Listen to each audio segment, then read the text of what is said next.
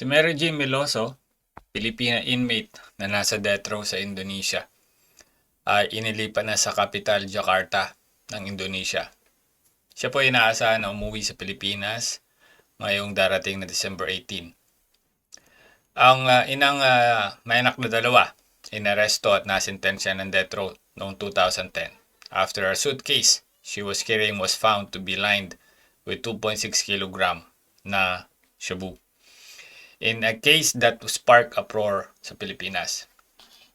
Si Mary Jane Veloso ang living example na ang droga sisira sa pamilya, sisira sa pangarap, sisira sa buhay mo. Sa lahat ng mga OFW na may ipinapadala sa kanilang mga bagay, gamit, bagahe na hindi nyo alam kung anong nasa loob nito, huwag nyo nang subukan.